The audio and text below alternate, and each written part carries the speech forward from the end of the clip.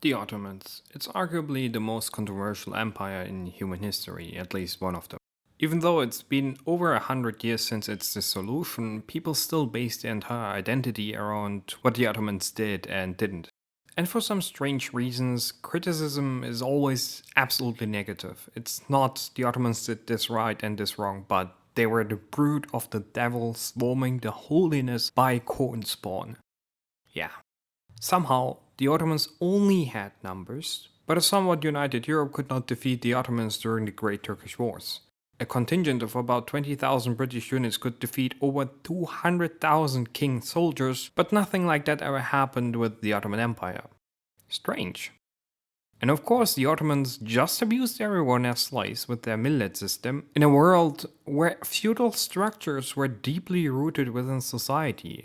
While you had complete social mobility within the Ottoman borders, you were pretty much imprisoned on the fields as a European peasant, but that's definitely not a slave-like society. Strange. And of course, the Ottomans were just evil and sacked everything, which is why Constantinople reached its political, cultural, and economic peak under the Ottomans. It was the largest city in the world for quite some time. Cities across the Balkan prospered and grew in size. Saloniki was even a metropolitan city with one of the most important harbors in the eastern Mediterranean, right before the Balkan Wars.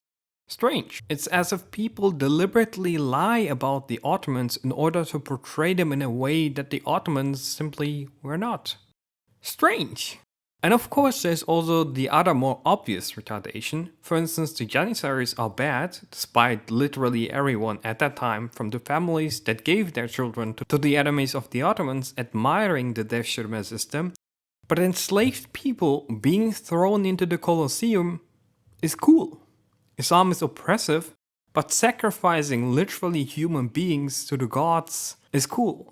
Ottomans cultivating cities across the Balkan and providing public services for centuries is oppressive, but leveling entire cities or genociding the entity of Gaul to the point that they need about 1,000 years to recover their population is fine.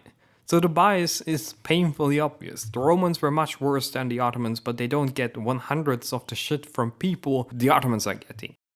But Sefa, how would we even know that the people are lying when there are so many records of the Ottomans being bad?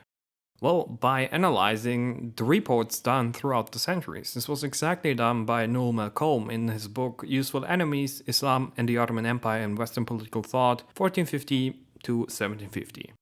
Disclaimer 1. I cannot explain the book in all of its details since it's already a comprehensive overview and I don't want to make a 1 hour long video about it. I will drop some names here and there, but overall I will refrain from saying something along the lines of XY was said by this person in this report mentioned on page Z by the author.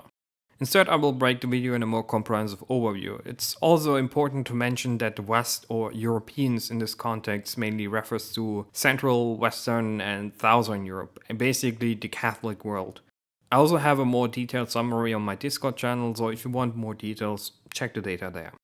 Disclaimer 2, the book is more of a reference between roughly the 10th, 11th century up until the mid-18th century. So this video is in no form or shape invalidating the sheer progress of Europe from the late 18th century onwards. The book pretty much ends where Europeans take off with respect to constitutional justice, wealth, scientific progress, might, money and whatnot. The Islamic Enlightenment by Christopher de Belaik explains the desolate state of the Muslim world in the early 19th century and how much they had to struggle to reform society. So this is not a video about the Ottomans always good and better than Europeans. Now the first question one might ask is, what prejudice would the West even have and why would there even be prejudice? What would potentially drive the Western world to even lie about the Ottomans? Who cares if the Ottomans did X better or not? It turns out a lot of people, fundamentally everyone, but I would like to start with the prejudice and then slowly break down the reasons and what exactly was wrong. The Ottomans were generally portrayed as they enslaved everyone, they just pillaged everything. War against the Ottomans is always right because they are liars and they break their words.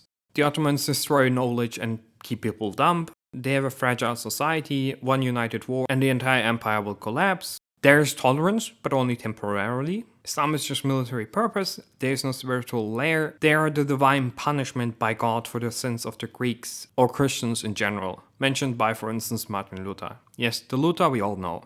To quote him, the Ottomans are the scourge of God. Now there are also some really whack prejudice that I would like to mention here. The Ottomans are barbarians because the weather is hot down there. Yes. This is an explanation for why the Ottomans are bad. And no, I'm not kidding you. This was an intellectual argument done by European intellectuals. Don't mind the fact that the political and economic center of the Ottomans were on the Balkans. So the Greeks, living in the exact same climate, are smart. Another good one is Machiavelli's explanation. Yes, the Machiavelli we all know. The Ottomans have a standing army, so the Sultan is a coward. Why? Because a true king would not need a standing army. I don't have to mention that this is pure cope. However, all this nonsense begs the question, why are these intellectuals so damn dumb? Why is there even a need to portray the Ottomans as bad? The question boils down to two reasons. First, ignorance. Second, religious belief and supremacist mindset, which goes hand in hand. One reason why there was a negative perception about Islam and by extension about the Ottomans is the fact that the Christians simply had no idea what Islam was about. The first proper recorded Latin manuscript about Islam was done in 1142-43 by Robert of Catton, and the second by Mark of Toledo nearly 70 years later. However, Robert of Catton did a paraphrasing rather than a translation, whereas Mark of Toledo aimed for a more literal version. It was also Robert's version that became the first printed Quran in the West in 1543. But the point is that these translations were basically done on the basis of what forcefully converted Arabs told the writers about. The Moors did, for instance, forcefully convert the people, and when Christian powers expanded in Iberia, these converted people converted back and told them what Islam was about. There were also travelers deliberately traveling to the Middle East in order to quote-unquote learn about Islam, but they deliberately only wrote badly with full intention that their reports were biased. The point is, Christians had no idea what their neighbors believed in. A shift in perception happens around the 16th century, but at that point we have about a millennia of Islam being present in and around Europe without Europeans having an idea what their arch-enemies believe in. There was simply no accurate information about the Muslim teaching until 708, when the Dutch scholar Adrian Relin published a detailed account. 1708. Western Europe has a rough and proper idea about Islam for about 300 years.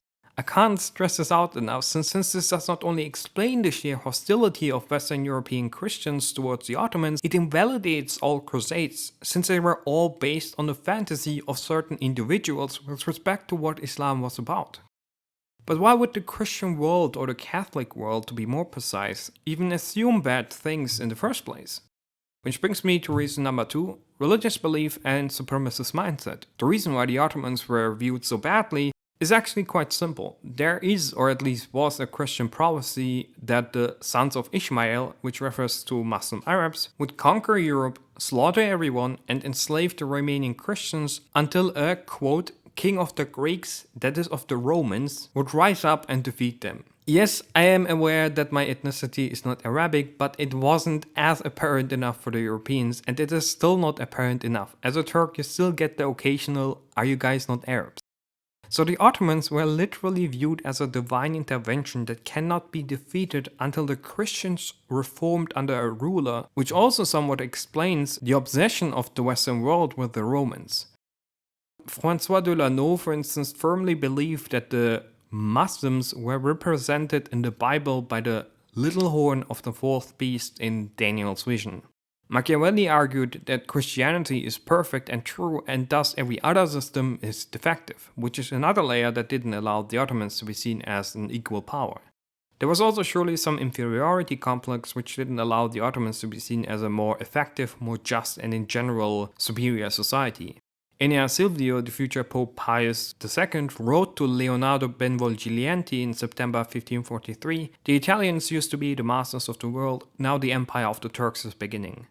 Lastly, people firmly believed in the prophecy that Islam is going to end after 1000 years, and the source of this is apparently the prophet himself? Don't ask any questions. I have no idea where people got this from, but it was a, let's say, common false prophecy Christians believed in. However, to point out how serious this view of divine intervention through the Ottomans was, Pope Leo X issued his bull of condemnation against Luther in 1520 with respect to one of his heretical articles, in which he stated, "To war against the Ottomans is to struggle against God, who uses them to punish our iniquities." So the entire Ottomans are the devils nonsense was serious business up until the mid to late 16th century, where more objective views take place in European society. This negative perception was also politically motivated. Guillaume Postel was an advocate of a crusade against the Ottomans and underlined the riches and prosperity of the Ottoman Sultan in order to motivate Christian people.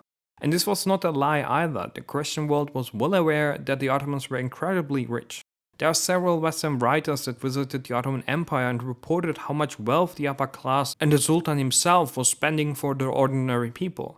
And traders between Venice and Istanbul also noted that Venice, as one of the richest cities back then, had more sick beggars on the streets than the Ottoman Empire. The wealth accumulated even in fear back in the early 16th century, when there was a rumor that the Sultan promised German peasants benign treatment if they were to come and settle within the Ottoman territory.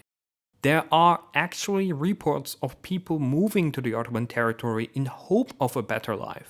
This resulted in the HRE having a Reichstag meeting in 1526, where it was agreed upon to spread the lie that only slavery awaits you within the Ottoman Empire. So it doesn't come to a surprise that Alberico Gentili argued that it was fine to attack the Ottomans as a preemptive self-defense. And ironically enough, it was the Catholic theologians that argued against this. Francis Barrault lied that the Ottomans mistreated Christians and forced them to convert, so war against the Ottomans is apparently fine. This was specifically said because, ironically enough, the Catholic Church argued that non-Muslims are allowed to reign over Christians as long as they are allowed to live their religion out. This was, for instance, the argument of Cardinal William Allen and Pope Clement VIII. Now, before I move to the next section and discuss the realities within the Ottoman Empire, I would like to note the whack nonsense that was, yet again, conducted within the frame of this topic. There are a lot of reports of raids done by people living at the Ottoman-Austrian borderland, and yes, there were raids from both sides, but modern scholarship has found out that the extent of the raids was deliberately exaggerated at the time. In one case, a famous repulsed Ottoman attack in 1492 involved the death of 10,000 Ottoman soldiers and the liberation of 15,000 Christian captives. Turns out, this was entirely invented by the locals in order to appear loyal to the Habsburg throne. Maximilian I, who was the HRE emperor, even encouraged such nonsense in order to grant him an additional tax he could enforce called Türkensteuer or Türkenhilfe.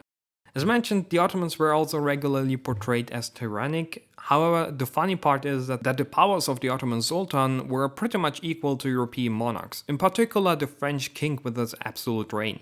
Since no one dared to call the French king despotic, unlike the Ottoman Sultan, an explanation was required. Thus people used all their brain power to come up with the brain fart: the French monarch is not despotic because his reign is based on divine law, reason and justice. Never mind that Suleiman the Magnificent was recorded as a lawmaker even in European records.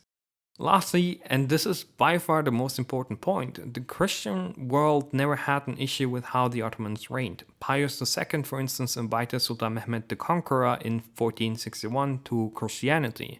If he had accepted, he would legitimately be called ruler of the Greeks and the East. All of his obsession would have been accepted as rightful Christian territory under the House of Osman, and he even promised him more power and glory as long as he converted to Christianity. Now granted, this letter was never sent. He did write all of this, and in the same letter he also threatened that the Christian world would never accept Ottoman rule and fight him back until the Ottomans vanished. However, a copy of this letter was made, and at least 94 manuscripts survived that were found around Europe, which states this letter. So some historians argue that this was all fantasy, but it does open the question why such a letter with at least 94 surviving copies across Europe even exists. Either way, this gives an insight on how people thought. Ottoman rule was fine, the religion itself was simply not. All of this, of course, begs the question, how was Ottoman rule? We know of all these negative reports, but how was it in actuality?